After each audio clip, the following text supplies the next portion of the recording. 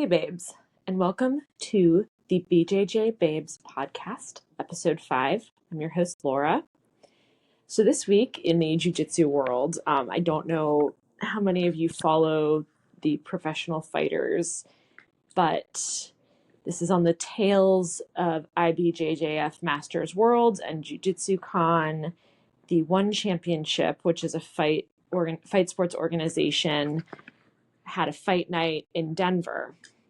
Mikey Musumeci was set to fight Cade Rotolo for the 170-pound belt, which would have been a really cool match. They're both a lot of fun to watch, really entertaining grapplers. Unfortunately, Cade got hurt and had to pull out. So One Championship found a replacement for the fight for Mike to fight. Unfortunately, the replacement was in the, I want to say, 134-pound and underweight category. It was essentially a 30-pound weight difference, give or take. Math is not my strong suit, between the opponent that Mike Musumeci was planning to fight and the opponent they ended up finding him to fight. So Musumeci, on 48 hours notice, had to do a drastic weight cut. And he missed weight and he missed hydration because One Championship measures hydration. And he actually ended up in the hospital. He's in the hospital. He says it's from a breathing method that he was using that he got from Rickson Gracie. Not certain exactly what happened, but I think the bottom line here is he was cutting weight on 48 hours notice. This isn't a normal situation where an athlete fails to make weight. We're going to have in a future episode a BJJ nutritionist, Mike from Unorthodox Nutrition, and we'll go into it in more detail and get his take. But I did just want to say, because it is recent events, that weight cuts are not something to undertake without the help of a professional. They can be dangerous, and even someone as professional as Mikey Musumeci can end up hospitalized by trying to do it on short notice without the opportunity to plan it properly. And again, this isn't the situation where someone is being unprofessional and missing weight because of that. This is a situation where someone switched from bulking to cutting, and this is the result we see. And I really hate to see it. I'm a huge fan of Mike Musumeci, so I'm wishing him the best, hoping for a speedy recovery for him and that we can see him back fighting soon. Getting on to this week's guest, it's a little bit of a remix this week. I'll be talking to my friend Jeannie, who is a boxer and a Muay Thai artist and a Brazilian Jiu Jitsu white belt. She's only been training about 4 months in Brazilian Jiu Jitsu. So we're talking about women in fight sports generally and some commonalities being a woman in the fight sports world. And I've known Jeannie since I think about 2019. We met on the island of Guam when we were both living there. And I didn't train Brazilian Jiu-Jitsu when I lived in Guam, but Guam has a very strong fight sports community. Jeannie was a part of it. They're very big into BJJ there, MMA, Muay Thai. Frank the Crank Camacho is from Guam. He fought in the UFC. Jeannie fought at Steel Athletics under JJ Ambrose, who is now a retired MMA fighter. Just last week at Jiu Jitsu Con and Masters Worlds, Guam had a large number of athletes competing there, including athletes who came over from Guam, and they all took a photo together, and it was in the local newspapers in Guam. So it was really cool to see a place that I have a lot of love for represented in the sport I have a lot of love for. So with that, here is my interview with Jeannie Markowski. Hope you enjoy. Hey, Jeannie. Hi. Happy Tuesday. Thank you for agreeing to speak with me. Yeah, I'm stoked to be here. Thanks for asking me on. So for the listeners, we have Jeannie here from Colorado. Jeannie, do you want to give a brief introduction of who you are and what your story is? Yeah, I would love to. I'll try to keep it brief. I started, in regarding to fight sports, I started boxing about 10 years ago. Okay. It was 2015, so almost 10 years. I was at Penn State, And my roommate's boyfriend asked me if I wanted to go to like a boxing club practice. They had like a competitive team, and then they had like open club practices for anybody who wanted to go. So I was like, yeah, let's try it. Why not? Yeah. And so we started going together once a week. I really fell in love with the sport. The team captain at the time came up to me and was like, you should try out for the competitive team. And I was like, that feels crazy. Like I've been a lifelong athlete, but I've never done a fight sport and never really saw myself doing that. But I was like, fuck it, let's do it. So I tried out for the team. It was me and like one other girl and probably 50 dudes. And it was just like 2 days of sparring and hours of conditioning and all that, running stairs and going until people threw up. And I made the team. I made the cut. So I just started competing right out of the gate, and I really fell in love with it. I fell in love with my team atmosphere and just like the competitive aspect of it. And I competed for 2 years. I got on the team my sophomore year. I competed my junior and senior year. Went to nationals both years. Got second my junior year and third my senior year. So I was a 2-time All-American, which truly never expected. And then when I graduated college, I ended up moving out to Guam, which is where we met. And quickly fell into the fight scene there. I worked at an MMA / CrossFit gym. Had a couple fights, had a boxing fight, a kickboxing fight, and an MMA fight. So kind of started dipping my toes in different fight sports, but was mainly just doing it like charity fights and things like that. And then eventually found my way out to Colorado, coached at a boxing gym here that was kind of like a title boxing gym, like just a bunch of bags and beginner boxers. And then I had my own private coach, and he opened his own practice in January, which is mainly BJJ and Muay Thai gym. So that's when I really dove into BJJ and Muay Thai and continued coaching boxing. So brand new to BJJ, probably I've only done it for about 4 months. And it was a really scary experience to go from, like, I felt more comfortable diving into Muay Thai, even though it was new, because I'm a striker at heart. And kind of already knew like a half or a third of the sport. BJJ was like totally new to me. So it was really exciting to dive in. And that's brought me to today. Anyway. I remember when like you were boxing on Guam and you were teaching, and I was always like, I'm going to go to Jeannie's class. Like, I'm going to go. And I just never went. And I didn't train fight sports at all on Guam, but it was such a big part of the island community. And you were at Steel?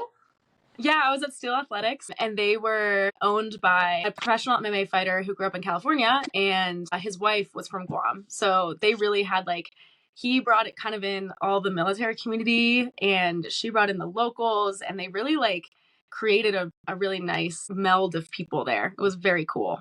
Yeah, no, definitely. And then when you started this year with the Muay Thai and BJJ, what got you to try branching out into those other combat sports? I think, well, for a long time, I just felt really stagnant. Like the whole time, the first like couple years that I've been in Colorado for about 2.5 years. And for the first probably 2 years, I was just coaching at this boxing gym. And it was kind of like a title. There was a bunch of bags. There was like dark lights and like it was kind of like a clubby atmosphere. I had like a mic. Like I felt like Britney Spears. Oh my God. It's like a Soul Cycle for boxing. Totally. Yeah, it was like that.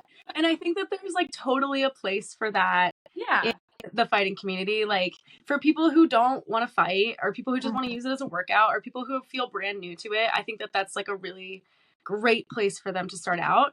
But I really found myself missing sparring and missing that higher level and missing people who were going to push me in the sport. Like I felt like I was pushing other people and like lifting people up, which felt really nice. But I felt like I was kind of losing my edge. And if you've ever like fought or sparred before, it's like an addicting thing. It's really hard to stop doing that. Yeah. Much more recently I've learned that. Yeah. Totally. So when you find yourself just hitting a bag all the time, you're like, what's the point of this if I'm not putting it into practice? Yeah. So when my coach took me aside and told me that he was starting his own gym, he's somebody that I just like respect so much. And I just knew that he could teach me and like bring me to a whole new level. And I was really scared. I was nervous to dip my toes in because I really love I think everybody likes to do things that they're good at and they already feel confident in. So I knew that it was going to be kind of a humbling thing for me. And that's kind of where the growth is. So I was excited to dive in. Yeah. I think it gets harder as you're older too, because like there are certain things you've been doing that you started when you were young and you continue them. So you have like this knowledge base, and starting something, you know, for me in my mid 30s, I was like, it's really hard to start something brand new that you're not immediately good at. It is definitely totally. Yeah, when I started boxing, I was 19, and I definitely have felt, and now I'm 29, so there's a huge change in my body between that time. I was fighting, my weight class was 119 when I was in college, and now like I'm a completely different athlete. I weigh like 145, 150, and I weigh different muscle build, like I'm doing different sports. I didn't know how it would look for me. So it was a little bit scary being the athlete that I am now versus the athlete that I was. Yeah.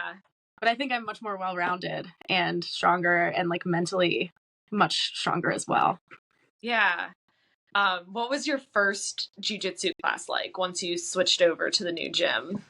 Oh my God. It was scary. I was nervous, and I knew that, like I trust my coach a lot, and I already knew some people in the class. So that felt really good. Yeah.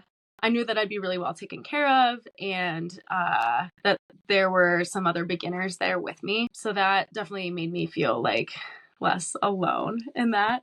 But it felt totally out of my element. Like as a striker, I am, and also just the type of fighter I am, I like to keep my distance. I'm not like an inside fighter at all. Okay. So it was really tough for me to be, he had to keep telling me, like, you have to like it has to be chest to chest. Like you have to really like commit. And I'm like, I want to keep them away from me. So it was like the total opposite of what I had always done.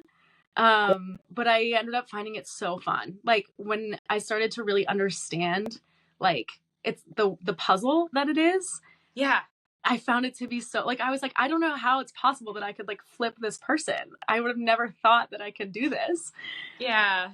So it was exciting. It was exciting at the same time. Yeah. It's kind of fun to like go in and be like, how can I change this angle here to make this bigger person like not like their size advantage a non-factor. Totally. It felt so much more like physics than boxing does. Yeah. So what was the between boxing, Muay Thai, and BJJ, you know, besides like the obvious differences of, you know, one is just striking, one is striking and kicking, and one is no striking. What were kind of the differences for you in kind of learning each discipline?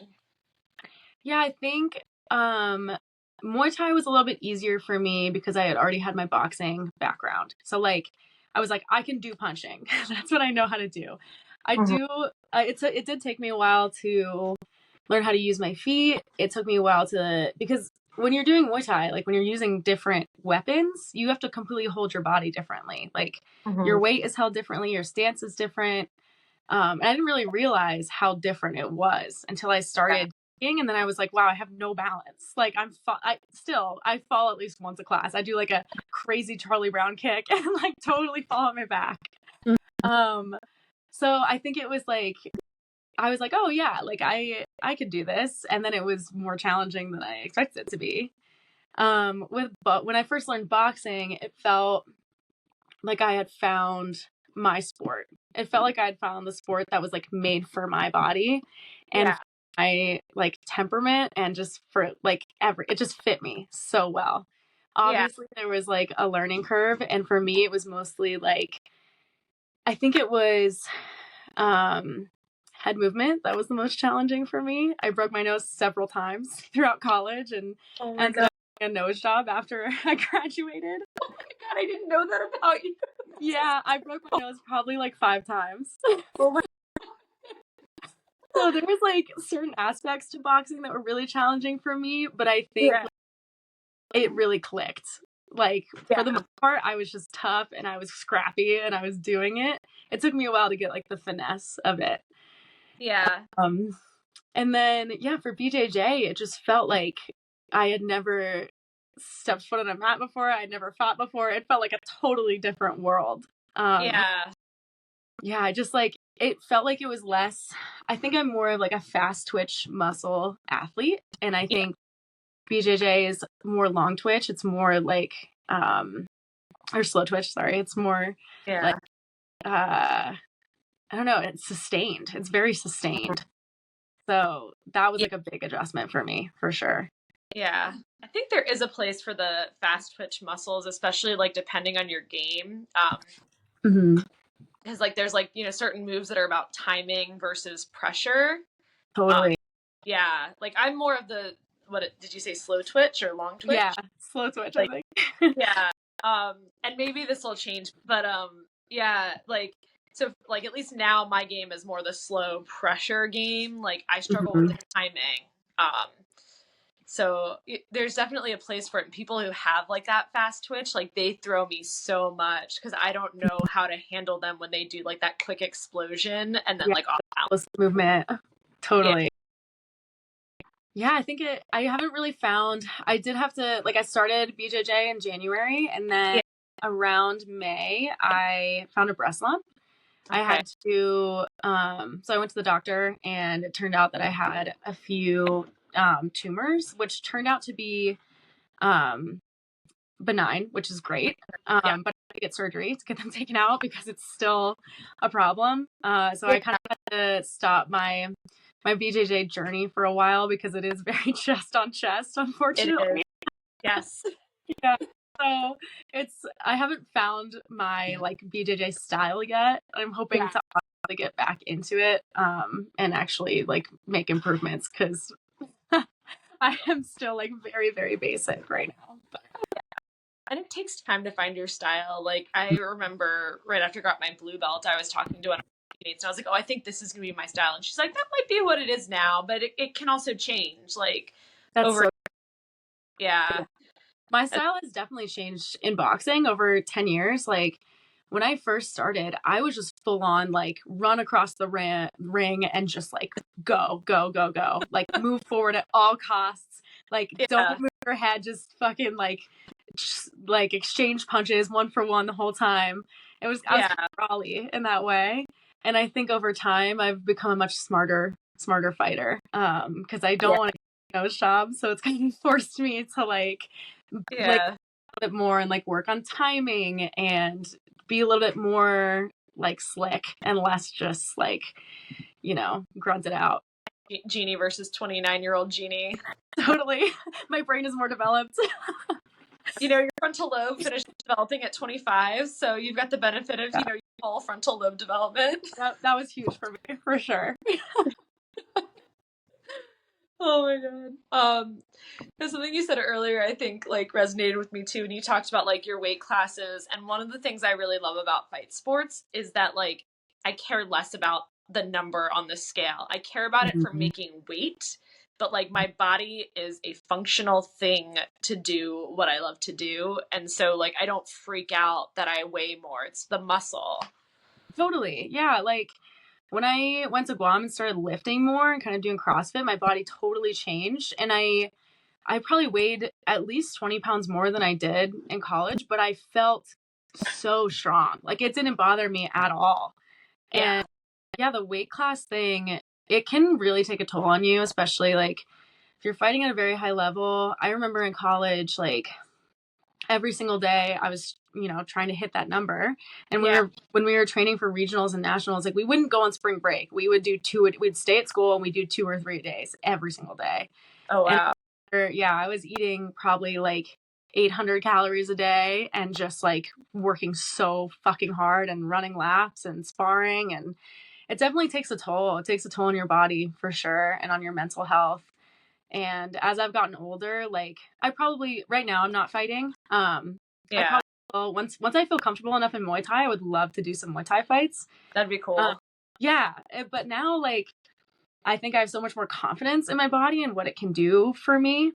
That, like I'm so happy to fight at 147 or, you know, cut down to 132 if I need to. But like I feel much more comfortable doing that and knowing that I will still have this confidence in myself. that I Yeah. did not have when I was 19. Yeah. No, I mean, I feel like when you're that age, it's like hard enough just existing in the world. And then like to have to make weight for boxing, like I can only imagine.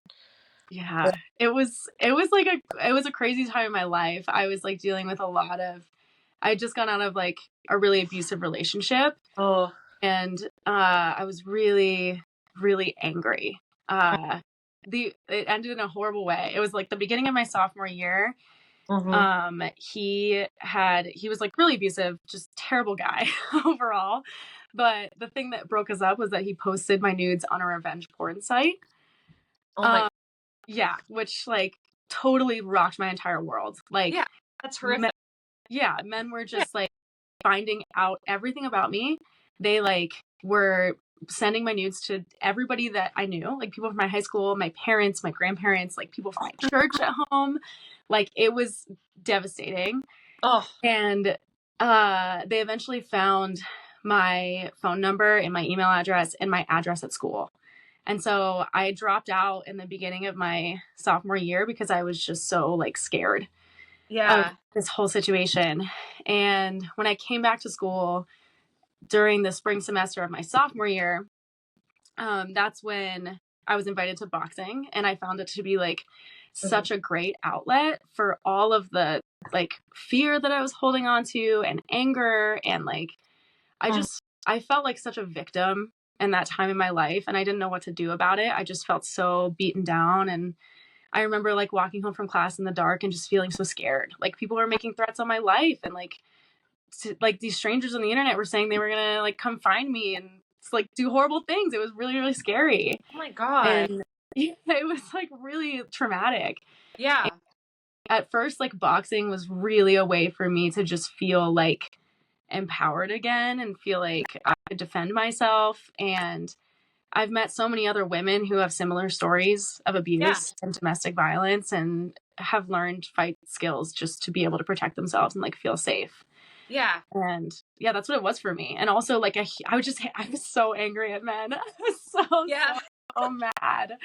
And the other thing that it healed in me was that I was it was a co-ed team. We didn't have Yeah. separate women's and men's teams. And so I was sparring with men every single day. I was training with them, and these men became like my brothers. Like they Yeah. respected me, they lifted me up. And that like healed a really big part of me that was just so like bitter and angry and just felt like betrayed by the entire world. Yeah. So yeah, it was like really healing to like get out my anger, and also really healing and like a really just being enveloped in like love and Yeah. respect. Yeah. I do feel like on the jiu-jitsu side of it, and the guys that I train with, they do become like your brothers. When you train with the guys that are like truly like allies to women and friends to women, it's funny. My first competition last year, my boyfriend came and he met my teammates and he was like, they were all giving me the up and down. And I'm like, yeah, they were. Cause like, I'm like their sister. Yeah, as they should. Like, yeah. That's Yeah. awesome. I also feel though, like combat sports are a great way to screen out guys that are like not worth your time. Totally. Yeah, Yeah. because they will feel emasculated or intimidated by Yeah. the fact that you do this every day. Yep. And yeah, my boyfriend now is like, I mean, most guys that I've dated think it's really cool. I've had some situations where men really like, they don't really respect it, but they like sexualize it in a weird way. And I don't like that. Um, but like most of the men that I've dated are like really just stoked to support me. And yeah, my Yeah. boyfriend now is like, I just love that you're so good at this thing, and like I want to see you do it, and it's awesome. And yeah, Yeah. it's cool to have a guy who's like very secure. Yeah, it is. And that's like the two relationships I was in prior to getting involved in Brazilian Jiu Jitsu. Both guys had like a lot of insecurity and a lot of jealousy issues. And I remember like when I first started training and I was like in close proximity to these guys, and we were like rolling on each other and sweating on each other. I was Totally. like, they would have been so threatened by this. Mm-hmm. I just realized, hey, like this is a great, like my first date with my current boyfriend. We've been together 2 years now. I was like, oh yeah, I just started training Brazilian Jiu Jitsu and I'm really into it. And he was like, oh, you like to fight? That's cool. And like, I think you learn a lot about um, people that you are trying to date by how they handle the fact that you like fight sports. 100%. Like, and I find myself like, I have a lot of masculine qualities. It's kind of how I've always been. Like, I play like rough and tumble sports, and like I'm really outdoorsy. I love to camp all the time and like do all that stuff. And if like a guy can't handle that or feels emasculated by it, like he's just not my guy. It's like I'm also extremely feminine at the same time. Like I can hold both things. And I think it's like a misconception that just because you have these like strong masculine qualities that is like all that you are. And you know, and that's just not the truth at all. Absolutely. I feel like the women we're in our social circle in Guam, we all kind of have that in common. Like, you know, we're all people that on the weekend will like, you know, go box, train Brazilian Jiu Jitsu, hike, get muddy, and then like put on our red lipstick and go to dinner. Totally. Yeah. And I used to like define myself by like my masculine qualities. Like I wasn't really comfortable with being a girly girl. And I think that's because of like growing up, I just always felt like masculine. Anytime I displayed anything masculine, like it was very praised. Like if I wanted to go hunting or fishing or like play softball or any of those things, it was like really lifted up. And if I ever like wanted to like be girly or like do my nails or like have a crush on a boy, it felt like it was really not okay or like embarrassing, you know? And I have two older brothers, so that's probably why. But I think like I always used to like want to be one of the boys and kind of defined myself by like how men looked at me. And that's like how I held myself in fight sports too. And I think I've gotten into my mid and like later 20s, I value my female friendships so highly, and I just learned to embrace this like feminine side of me and like realize that I could hold both things in a way that like I didn't know before. Yeah, absolutely. I fully agree with that. And I think, you know, that's kind of the beauty of fight sports is, you know, men are the majority, but women are really growing in this world. You know, you look at women's MMA and you know, I don't know how much you follow like the different fighters, but like there's some really awesome women out there that I like want to cry because I love watching them. It's so exciting to see. Yeah.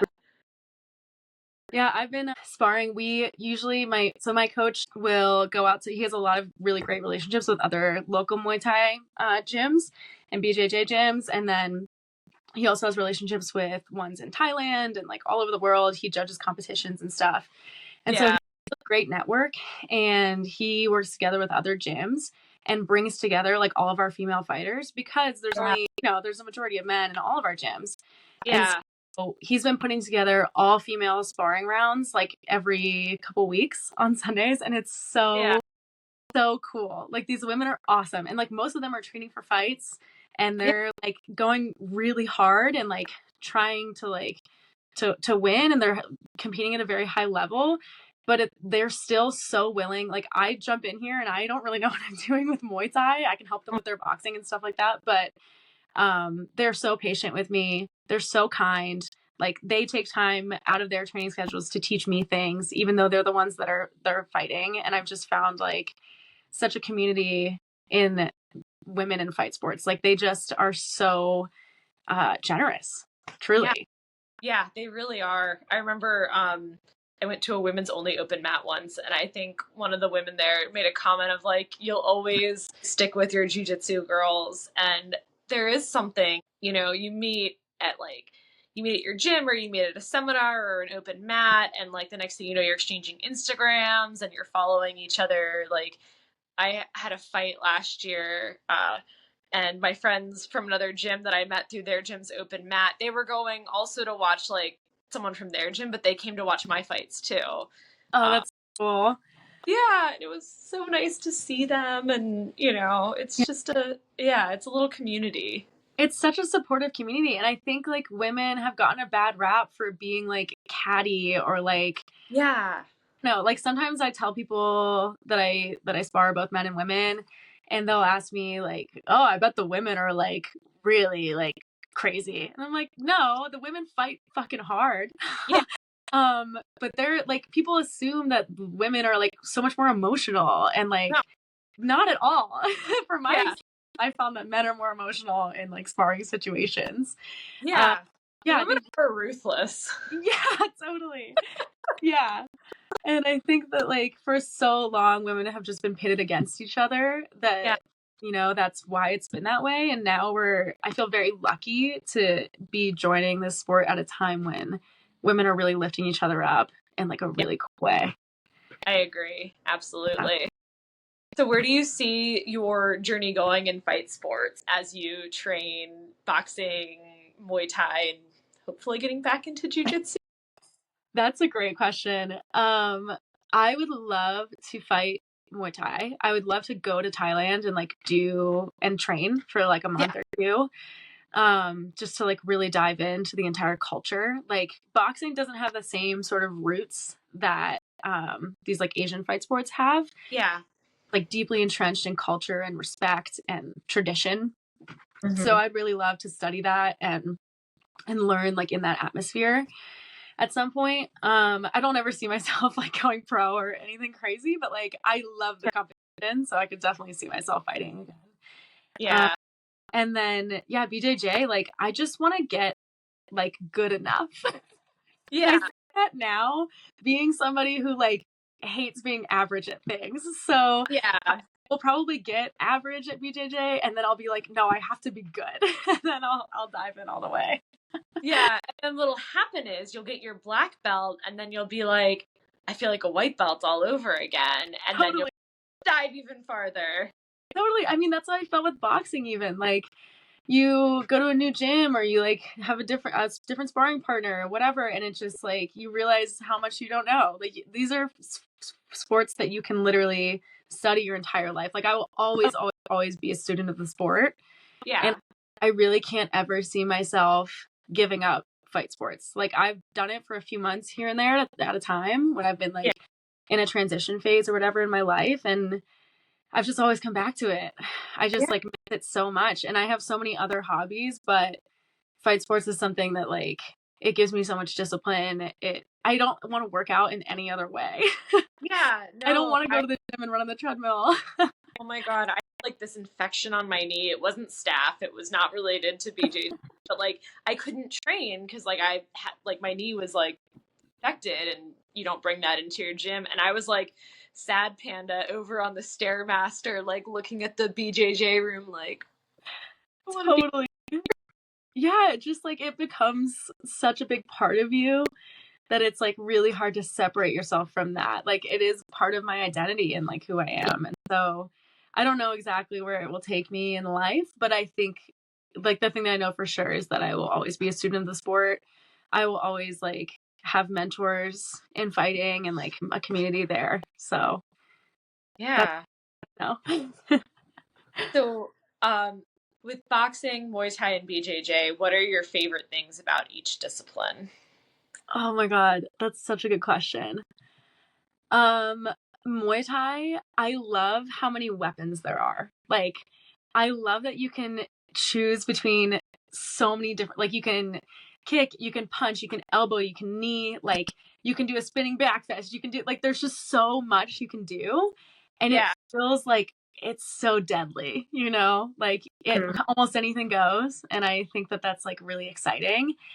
And it forces you to be really smart and really balanced and like really think about what you're doing. Because if you like get in a brawl, it's much more dangerous than getting in a brawl with boxing. So yeah, it's really taught me, like, I love the balancing aspect of it. I love just like how intense it can be. Like I am nowhere near, like my coach will bring in fighters from Thailand, and I just can't believe how hard they can kick. Like the mechanics of it are just so yeah, I love the intensity of Muay Thai. With boxing, oof. I think because it's like you only have one weapon at your disposal, you only have your hands. It's like there's a reason they call it like the sweet science. You just have to be like such a professional in that one thing. You have to like be so precise. You have to be like just practicing those 6 or so punches like over and over and over, and like there's such a discipline to just perfecting that. So I think that that's like the simplicity of it makes it very cool. Yeah. And then BJJ, wow, there's just so much. There's so much that I don't know. I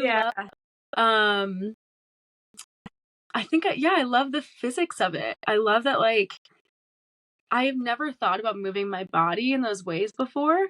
And so it's always like such a surprise to me when I can do something, like when I can like do an escape or like, I don't know, just like figure out how to like change positions or flip somebody around. Like it feels so exciting whenever you're able to do that without like, yeah, you could do it maybe if you like struggled really hard and muscled your way through it. But when you figure out to like leverage your hips or like do one thing a little bit differently and it changes everything, I think that's like a really cool thing.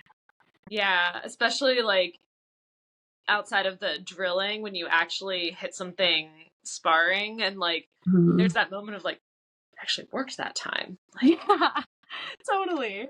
Yeah, I think that's it. Like every time I've sparred any type of fight sports, my coach has been telling me to do this thing for, you know, however many weeks, and then I actually do it in sparring and I execute it and I'm like, holy shit. like hey.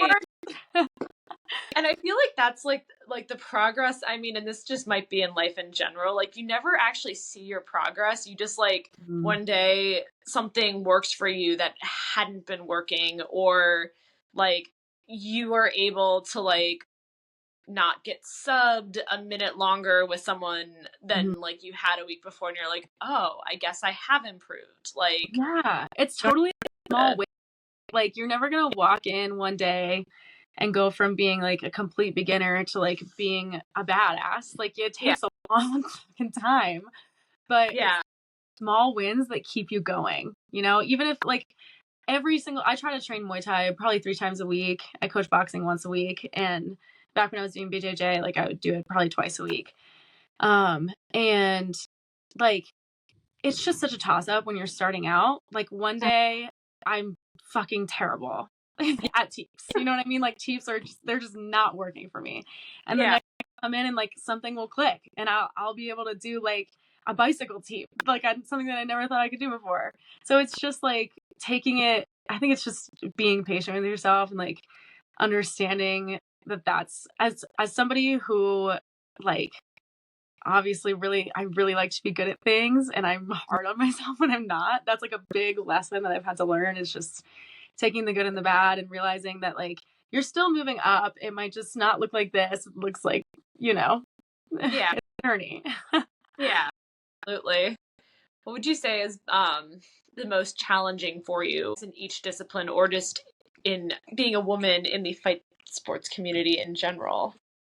Ooh, the most challenging thing for me, I think probably just like taking it easy on myself. I think that I put a lot of pressure on myself to like do everything, especially multiple fight sports. Like I also, you know, I have a full-time job. I also run a nonprofit on the side. I coach boxing and then I freelance. Like I've got a lot of shit going on. Yeah. I'm trying to be a good climber and like I'm trying to do all these fight sports. And I think just like, I don't know, giving myself some grace to be like, you don't have to like do all of these things and do them all well. It's okay to like sit in the struggle. It's okay to be bad at things. It's okay to like just have all this uncertainty and move through it. And something that a girl that I train with often, she said this the other day. They were doing like a video. They did like an all women's sparring session and they were a video and like interviewing a lot of the women on, you know, what they love about fight sports and stuff. And she said something that really hit me. She said the thing that she likes most about Muay Thai is moving with conviction in complete uncertainty, which I think is so accurate just to fight and in life. Like, eat those gray areas, and I like to have shit figured out. And I think that like fight sports have really taught me that it's okay to like be in that gray area, but just like do it anyways. Just like commit and send. Yeah. No, that's a challenge. Like competing in Brazilian Jiu Jitsu. I don't know if it's like this in Muay Thai or boxing, but you have like your game plan. And the thing that was always hard for me is like, well, what about their game plan? Like, what? And you have to like disregard, don't think about it, just go in with what you want to do. Right, because if you just half send, like you're not, that's not going to work. You have to like fully commit to whatever you're doing, and if you lost, then at least you know that you tried your best. At least you know that you went out there and you did it. And easy as that sounds, like that really is the satisfaction of it. Yeah, and that's something I still like. I think like my fights that I've had, like there have been like shades of that, but then like I also know that I have like a mental block that I'm still working through. And I think it is like being okay with that uncertainty. 100%. And I've lost fights before because I have just given into that like darkness in your mind when you're fighting, that you just don't believe in yourself and you like don't think that you can do it, or you've been shaken up a little bit because your game plan is thrown off and then you just like derail. I've lost fights because of that. And like some of my best fights have been fights that I've lost, but I fucking went, you know, I tried my best, and I fought some of the best fights of my life on that mentality. So that's a good way to look at it. What advice would you give to someone who's interested in training any of the fight sports, like a woman who's thinking about getting into it but maybe a little hesitant? I would just say, like, everybody else is also insecure. And I know that's hard to believe because well, here's the other thing, it's just to find the right gym. Like a lot of gyms, there's a lot of ego. Like that's just the truth of it. Fight sports can bring out the worst in people, but I think they can also bring out the best in people. So like step one is find the right gym, find people who are really supportive, really humble, like willing to teach you, and people who are students of the sport for a lifetime. Like even if they're a black belt, they're still learning.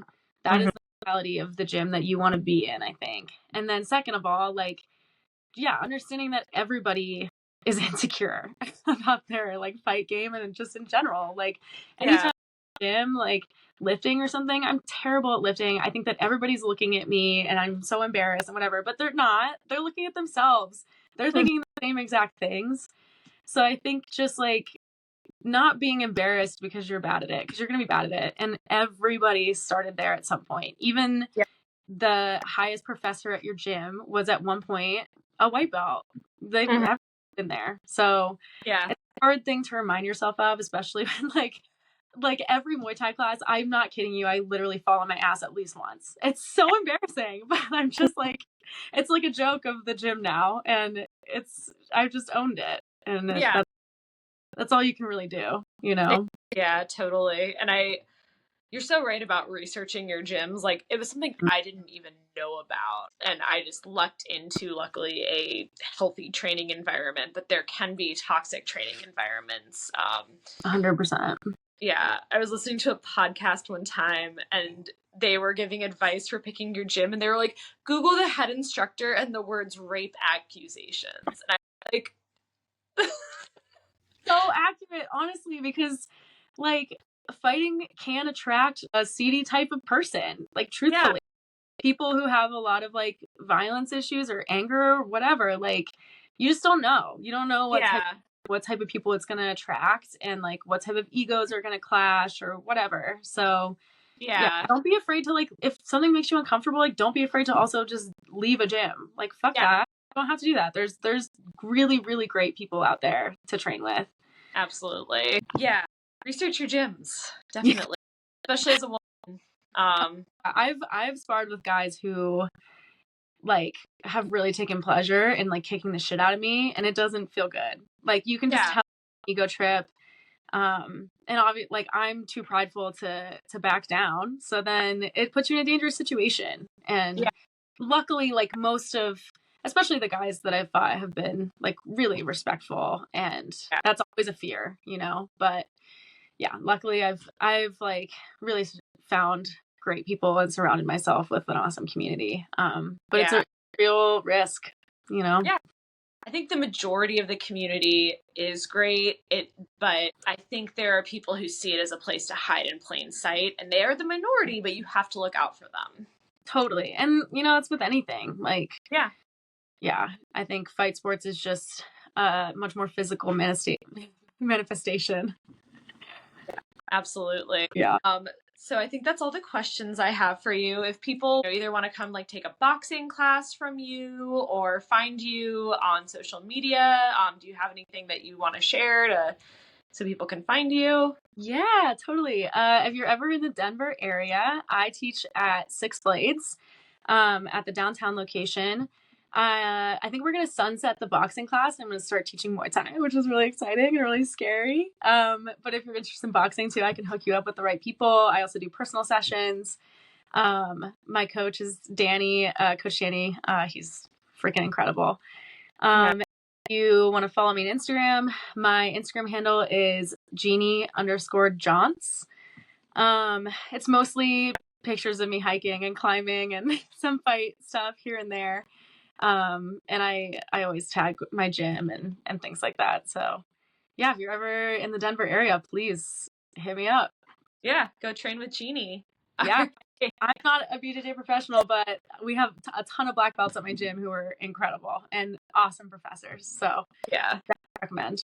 Awesome. Well, thank you so much, Jeannie. I appreciate your perspective and learning about your background in boxing and Muay Thai. Yeah, thanks so much for having me on. Hopefully next time we connect, I'll be a higher belt. We'll do the reunion episode like a year from now, and we'll be like, where are you now? Yeah, that's awesome. Yeah. All right, I'll you to it. Cool. Thanks so much. This is a really great conversation. I really enjoyed it. Yeah, me too. All right. Well, bye. Bye. I hope you enjoyed my chat with Jeannie. It was really fun for me to catch up with her and talk about fight sports now that that's something we both have in common. And I've got more great guests and topics coming your way in the coming weeks, including episodes on safety and injuries and BJJ nutrition, as I talked about at the beginning, and also mental health. I'm also working on launching a YouTube channel for these episodes as another means for you all to listen and watch. But you can also follow wherever you get your podcasts. If you have any ideas, suggestions, or a story you'd like to share, you can shoot me a DM on Instagram at BJJBabesPodcast or send me an email, bjjbabespodcast@gmail.com. All right, until next week, later, babes.